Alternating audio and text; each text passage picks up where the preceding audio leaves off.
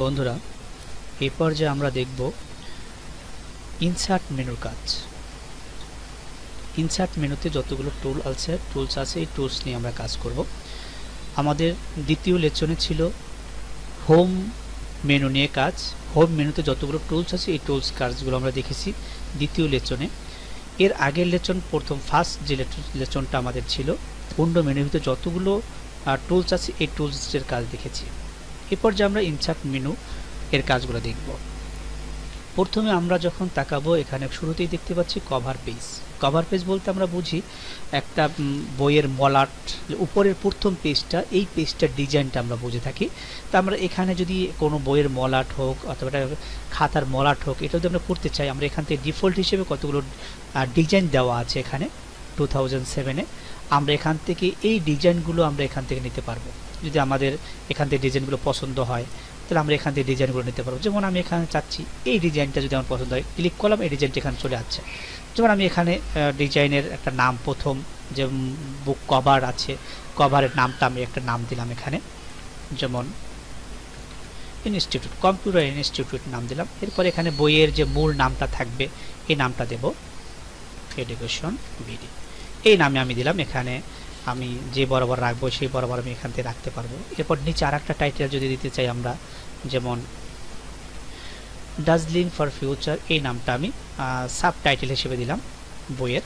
আমি এটাও যে বরাবর রাখলে আমার সুন্দর দেখায় সেই বরাবর রাখবো। এরপর যিনি এই বইটা লিখেছেন ওইটা আপনার এখানে, তার নামটা এখানে থাকবে।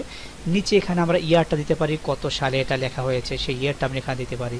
তারপরে এটা আমাদের যে কোথায় পাবে বইটা বা কোথা থেকে পাবলিশড হয়েছে ওই ঠিকানাটা আমরা এখানে অ্যাড করতে পারি। এরকমভাবে আমরা যদি একটা বইয়ের কভার পেজ তৈরি করতে চাই তা আমরা এখান থেকে কভার পেজে গিয়ে আমরা এখান থেকে ডিফল্ট হিসেবে নিতে পারবো। বন্ধুরা, এই পর্যায়ে আমরা দেখব ব্ল্যাঙ্ক পেজ। ব্ল্যাঙ্ক পেজ হচ্ছে আমার হতে পারে এরকম অনেকগুলো ডকুমেন্ট হতে পারে যে ডকুমেন্টগুলো লেখা কমপ্লিট। এখন এই যে আমার একটা প্যারাগ্রাফস আছে, এই প্যারাগ্রাফসের পরে আমার অন্য জায়গা থেকে কিছু কালেকশন করা প্যারাগ্রাফস হতে পারে, অন্য কোনো ডকুমেন্ট হতে পারে, আমি অ্যাড করব। তার জন্য আমাদের একটা ব্ল্যাঙ্ক পেজ দরকার। যদি আমরা একটা ব্ল্যাঙ্ক পেজ নিতে চাই, কাট চার্ট রেখে আমরা যদি ব্ল্যাঙ্ক পেজে ক্লিক করি তাহলে আমাদের এখানে সম্পূর্ণ একটা ব্ল্যাঙ্ক পেজ চলে আসবে। ওই প্যারাগ্রাফসের পর থেকে শুরু করে তারপরের পেজটা সম্পূর্ণ ব্ল্যাঙ্ক, তারপরে আবার লেখাগুলো চলে আসছে। আমাদের এরকম চাই যে একটা ব্ল্যাঙ্ক পেজ মাঝ বরাবর নিতে, তা আমরা এরকমভাবে নিতে পারবো। বন্ধুরা, এ পর্যায়ে দেখব আমরা যদি চাই যে আমাদের এই লেখাটা আছে, এই প্যারাগ্রাফসটা আছে, এই প্যারাগ্রাফসটা এই পেজেই থাকবে, আর এই যে নিচের যে প্যারাগ্রাফসটা আছে এই প্যারাগ্রাফসগুলো বা এই লাইনগুলো আমার অন্য একটা নিচের পেজে চলে যাবে অটোভাবে। তাড়াতাড়ি আমি যদি করতে চাই তাহলে আমি এখানে কাট চার্টটা রেখে যদি আমি এখানে পেজ ব্রেকটা করে দিই তাহলে আমাদের এই প্রথম পেজ আমাদের প্রথম প্যারাগ্রাফসটা আছে এবং দ্বিতীয় পেজে আমাদের দ্বিতীয় প্যারাগ্রাফটা চলে গেছে। শর্টকাট হিসেবে যদি করতে চাই তাহলে আমরা, বন্ধুরা, এই পর্যায়ে আমরা দেখব টেবিল টুলসের কাজ। টেবিল টুলসের এই নিচে যে অ্যারো বাটনটা আছে এটা যদি আমরা ক্লিক করি তাহলে এখানে আমরা টেবিলের বিভিন্ন আপনার নমুনা দেখতে পাবো। এখানে ক্লিক মাউস বাটন ঘোরাইলে দেখতে পাবো উপরের দিক থেকে যেগুলো দেখা যাচ্ছে এটাকে আমরা কলাম বলে থাকি, আর নিচের দিকে আসলে একটা প্রত্যেকটাকে এটাকে রো বলে থাকি আমরা। দেখেন এই রো এবং কলামের সমন্বয়, তার মানে হচ্ছে এখানে 10টা কলাম আছে এবং 10টা রো আছে।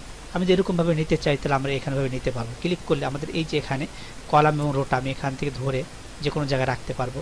আমি উপরের দিকে নিয়ে যাচ্ছি, এই যে আমাদের যে অ্যারো বাটনের মতন দেখা যাচ্ছে এটা ধরে আমি এই নিচ কর্নার বরাবর ধরে যদি আমি এটা বড় ছোট করতে পারবো, আমার ঘরটাকে যতটুকু দরকার ততটুকু বড় ছোট করতে পারবো এখান থেকে। আমি যদি চাই যে একসাথে অনেকগুলো টেবিল তৈরি করতে, আমরা দেখলাম এইটা এখান থেকে আমরা অটোভাবে নিতে পারবো। আর এখানে নিচে ইনসার্ট টেবিল আছে, ইনসার্ট টেবিলে ক্লিক করলে আমরা 2003 যে মাইক্রোসফট ওয়ার্ড আছে সেখানে আমরা এরকম দেখতে পাচ্ছিলাম। এখান থেকে number of column, number of rho যদি লিখে দিই, যেমন এখানে আমি লিখে দিলাম 10টা কলাম আর হচ্ছে আমাদের এখানে 15টা আমাদের রো থাকবে। আমি এরকমভাবে লিখে দিয়ে যদি ওকে দিই তাহলে আমরা এখানে 10টা কলাম, 1 2 3 এগুলোকে আমরা কলাম বলে থাকি, আর এই বরাবর যেটা আছে এটাকে রো বলে থাকি। দেখেন আমাদের 10টা কলাম এবং 15টা রো এখানে আমরা নিতে পেরেছি।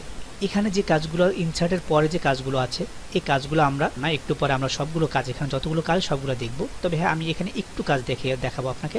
সেটা হচ্ছে আমি যদি চাই এখানে এক্সেলের কোনো একটা নমুনা এখানে তৈরি করতে, এক্সেলের কোনো লেখা যদি আমি এখানে আনতে চাই তাহলে আমি এখানে এক্সেল ক্লিক করে এক্সেলের ফাইলটা ক্লিক করে এখানে আমি কী লিখবো এখানে সেটা লিখে দিলেও হবে। এখানে লিখলাম ইনসার্ট চেপে লিখলাম এরকম। যদি এক্সেলের ফাইল এটার ভিতরে তৈরি করতে চাই আমি বা এক্সেলে কোনো ফাইল তৈরি করা লাগতে পারে আমাদের কোনো ওয়ার্ড ডকুমেন্টের ভিতরে, তো আমরা এখানে এক্সেলের ফাইলও তৈরি করতে পারবো ওয়ার্ড ডকুমেন্টের ভিতরে। এটা ক্লিক করে আমি যদি বাইরে ক্লিক করি, ডবল ক্লিক করি, তাহলে আমার এই ফাইলটা এখানে তৈরি হয়ে যাবে। আমি এটাকে বড় ছোট করতে পারবো আমার মতন করে, আবার ডবল ক্লিক করলে এটা আমি ভিতরে ঢুকতে পারবো। এখান থেকে যতটুকু দরকার হয় ঘরগুলো আমি বড় ছোট করে নিতে পারবো এরকমভাবে। নিচের দিক একইভাবে আমি এখানে কালার করতে পারবো, ফন্ট বড় ছোট করতে পারবো। একইভাবে যেমনিভাবে আমরা ফন্ট বড় ছোট করি, কালার করি, তেমনিভাবে আমরা এখান থেকেও করতে পারবো। আবার বাইরে ক্লিক করলে আমার ওই ঘরটা এখানে থেকে যাবে।